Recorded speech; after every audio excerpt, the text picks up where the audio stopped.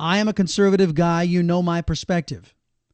I am a former news reporter. I'm a former news anchor. So let me get somebody who is a former reporter and somebody who is from the left side of the persuasion, who I think will tell you the same thing. Giselle Phelps, she's a Dallas-based journalist, founder of Hot Mess Folder. It's a daily look at all the hot mess in news and sport. Boy, we got a mess in news, don't we? In sports, politics, celebrity, and general news. Giselle has spent the last decade working in television news. She's been a general assignment news reporter for stations in Syracuse and Buffalo, New York, and in Dallas, Texas as well. Giselle, welcome to the Jay Severin Show with me, Chris Salcedo. Thanks so much for having me, Chris. I'm excited to be here chatting with you about this very important subject. Yeah, I prefaced your appearance by basically saying, look, you're going to have somebody who is an Obama supporter in Giselle and somebody who is not, basically telling you the same thing, not as opposite sides of the ideological spectrum or opposite sides of the aisle, but as folks who have been journalists and who understand the importance and what the First Amendment means to the United States of America. Yes?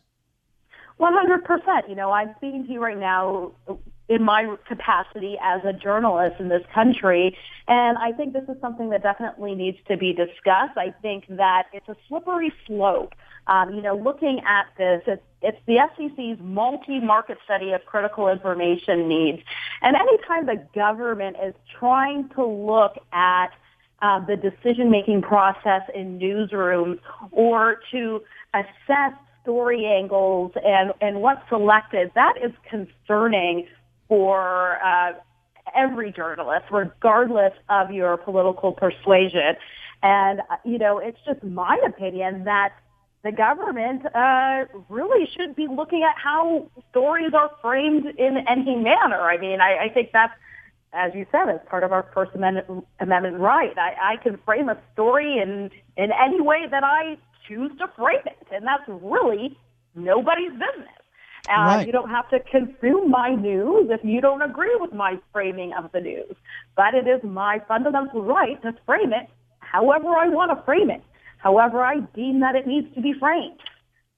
Why do you think this whole idea of a free press seems so antiquated to some folks in the administration? Again, everybody knows I'm a conservative guy. I have a hard time getting into the head of somebody on the left side of the political aisle who would look at something, because it seems so counterintuitive, because the left is supposed to be about openness and freedom and all that kind of stuff. But with an administration that is supposed to exemplify the left wing, they are anything but, it seems to me.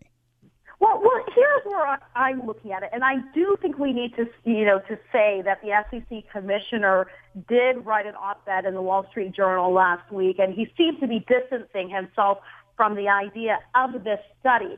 And, when I looked into it a little further and I looked into, who's behind this study, it's the Social Solutions International, this research think tank in Washington, D.C., and they're all about addressing the needs of the underserved populations.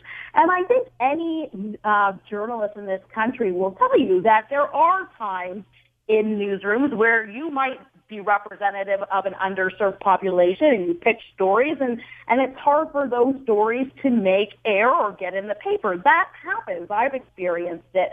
So have I. You know what?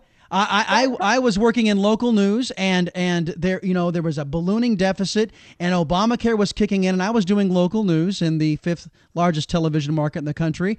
And when I was asking to do those stories from what some conservatives would be paying attention to, the debt, the deficit, all that kind of stuff, I was told, go cover the weather, go cover the county fair. I know exactly what you're talking about. Exactly. So I think they're trying to address that problem, that there are underserved populations that have trouble making news or getting what's deemed critical information out in these communities into the news. But on the same hand, yes, that is the problem in every newsroom in the world, probably, not even just here. That's a problem in every newsroom. Do I think the government should be spending money looking into that problem? No. Absolutely not. That's a private sector problem. If anything, that's research that should be done in our colleges and universities. This is not something that the government should be spending our tax dollars on, and that's my point of view as a journalist. If we want to look into why populations are underserved in the mass media, well, we need to independently have colleges and universities research that. I'd rather have some journalism schools research this than the federal government be looking into this, especially when they're in charge of handing down licenses to media outlets. It's a very slippery slope that I'm not comfortable with. I don't think any of my colleagues in the media would be comfortable with this either. Yeah, at least no credible journalist. My guest is Giselle Phelps. She is a Dallas-based journalist and the founder of Hot Mess Folder. And you touched on it briefly, Giselle, and I want to circle back around to it. I think you and I are on the same page. The government has no business at all in the nation's newsrooms. The determining factor as to whether or not you're covering news sufficiently is something called ratings. Is something called the public tuning in or not tuning in because of what you're putting out of the box. And the only people qualified to judge the news as to whether or not they're getting the fair and appropriate news coverage is the public, not the government, correct? 100%. They're the consumers of news. And so the public, and that's why we need to have as many news outlets as possible, especially in the media world that we live in today. Like, we're talking over the radio, internet radio, the web. There's so many opportunities for the American public to get information. So in no way, shape, or form should the government be trying to walk down this street here. Sure. And it is concerning, and it is something that the mainstream media should be talking about more.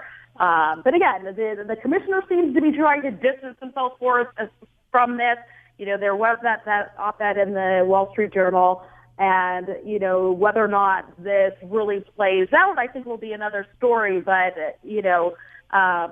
it's definitely alarming. It's concerning, without a doubt. So, I got about 45 seconds, but I know you researched this pretty extensively today in preparation, as any good former journalist would do in preparation for the interview. Were you surprised, as I was, at the lack of outcry from our former compatriots in ABC, NBC, CBS, CNN? I mean, the only folks really covering this are the Wall Street Journal that you mentioned, and Fox News, and I think the Washington Times wrote this up as well. But are you shocked at the lack of distress from our former compatriots in the press? I am actually shocked that it's, especially in journalist circles and in blogs and news sites that journalists frequent, regardless of their politics. I'm surprised. Mm-hmm. I hadn't really seen much of it until I started talking to you about it, and I started to look into it. And then I actually found it on the Canada Free Press. And I haven't found it on any other mainstreams, so I'm like, they're talking about it in Canada, what we're doing here, but they're, that it is concerning. It should be something. This should be a conversation that all media outlets are having with their viewers. I think if more viewers were aware that this is even a study that's plausible, that they would be up in arms over it too. But I don't think viewers want the government telling them or defining what is newsworthy either. Remember that in Good Morning Vietnam? All the news that's new and improved by the U.S. Army, the sweetest smelling army in the world. Giselle Phelps, Dallas-based journalist and the founder of Hot Mess Folder. Thanks very much for the time and expertise here on the Jay Severin Show with me, Chris Salcedo. My pleasure. All right, talk to you soon. All right.